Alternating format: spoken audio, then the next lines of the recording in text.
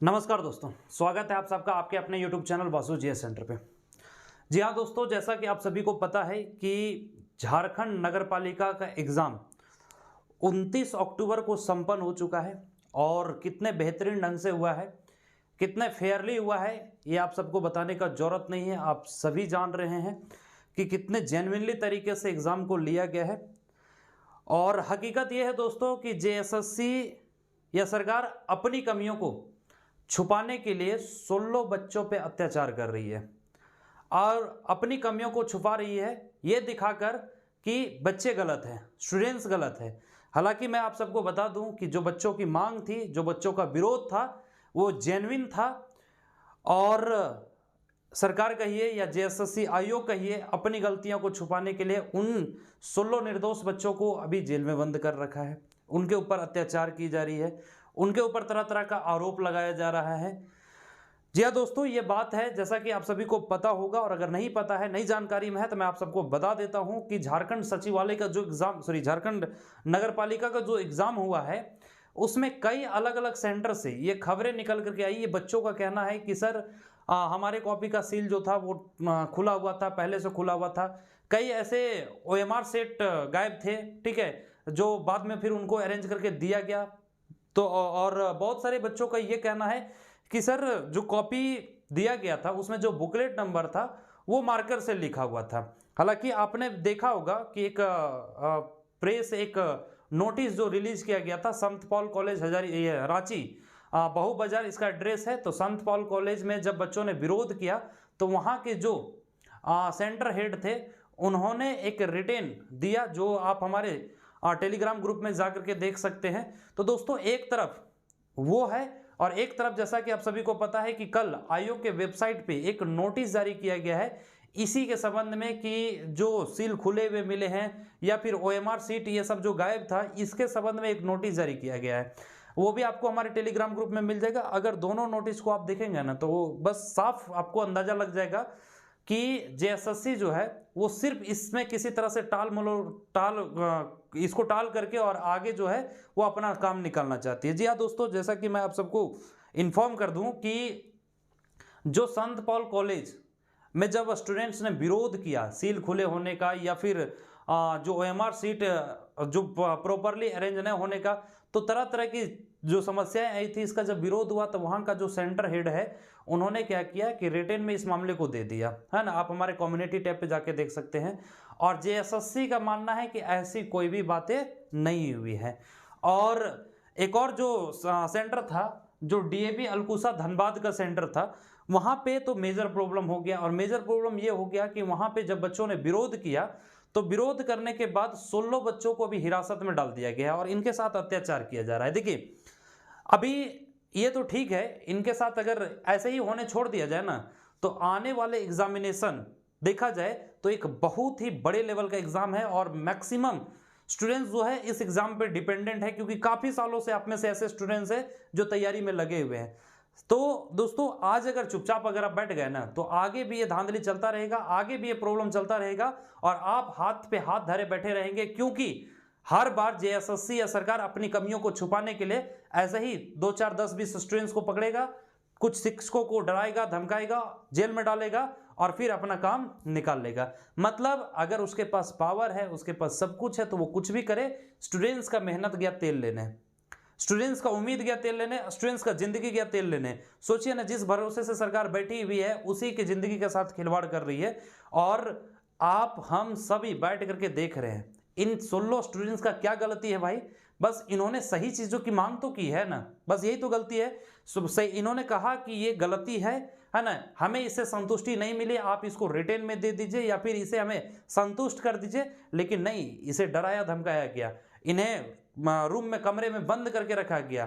ठीक है, ये जब एग्जाम देने को तैयार नहीं हुए तो कमरे में बंद कर दिया गया और काफी देर तक कमरे में बंद रखा गया। अब इस पे केस चलाया जा रहा है। ये भाई कौन सा न्याय है?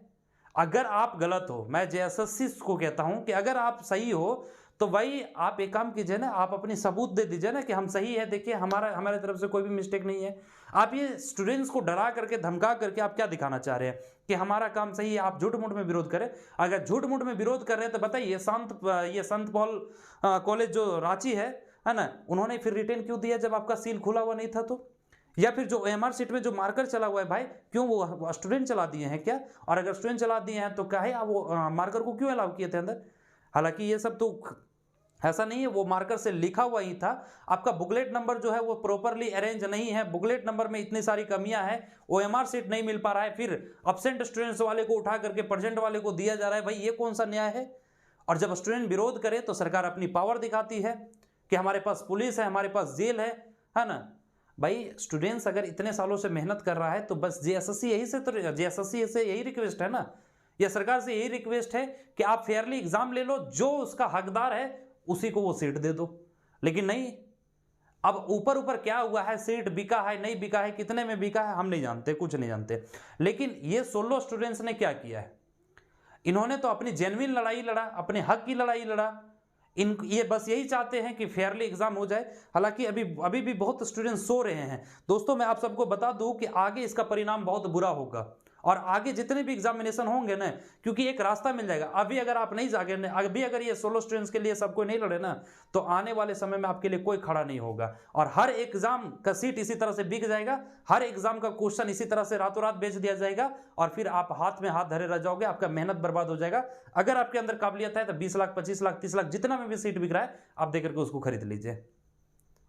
देखिए मैं कहीं ये नहीं कह रहा हूं कि सीट बेचा गया है, लंद फंद जो भी है, लेकिन भाई मैं सिर्फ ये कह रहा हूं कि आप एग्जाम तो ले लो प्रॉपर ढंग से, जो उसका हकदार है भाई उसको आप एक सीट दे दो। इससे ज्यादा तो कुछ नहीं मांग कर रहा स्टूडेंट्स। तो आगे क्या होगा ये भी मैं आप सबको आगाह कर देता हूं कि अगर आज ये 16 स्टूडेंट्स के हित में अगर आप खड़े नहीं हुए ना, और इनको अगर दबा दिया गया, तो समझिए कि ये एग्जाम तो कैंसिल होने से रहा, है ना। और ज्यादातर संभावना यही है दोस्तों, जो जानकारी मिल पा रही है कि एग्जामिनेशन को कैंसिल नहीं किया जाएगा। जो नगर पालिका का एग्जाम हो गया ना, इसको कैंसिल नहीं किया जाएगा। और ये जो खबर मैं आप सबको दे रहा हूं वो बहुत जेन्युइन खबर दे रहा हूं। क्यों पता है ना, क्योंकि JSSC ने अपना पैतरा चल दिया है, सरकार ने अपना पैतरा चल दिया है। 16 स्टूडेंट्स को हिरासत में लेकर के उन्होंने आवाज को दबाने का कोशिश किया है, और अगर आज आवाज दब गया ना, तो ध्यान रखिएगा अगला एग्जाम झारखंड सचिवालय का है। और झारखंड सचिवालय पता है 2015 से लटका हुआ है, तो 7-8 साल वेट करने के बाद भी अगर आप एक बेहतर मतलब एक फेयर एग्जाम ना दे पाए, तो सोचिए आपको कितना अफसोस होगा। और अगर आपका सीट पैसों के बल पे बेच दिया जाए, या फिर रातों रात क्वेश्चन लीक हो जाए, जो भी हो जाए, अगर आपको मौका ना मिले तो सोचिए आपको कितना तकलीफ होगा। बस वही तकलीफ को तो ये बयां कर रहे थे। तो भाई इन्होंने गलती क्या किया? आप कहते हो कि सील खुला हुआ नहीं था, है ना, या फिर जो भी चीजें आप दलील दे रहे हो, तो फिर भाई आप ही का देखिए गलती क्या हुई पता है ना।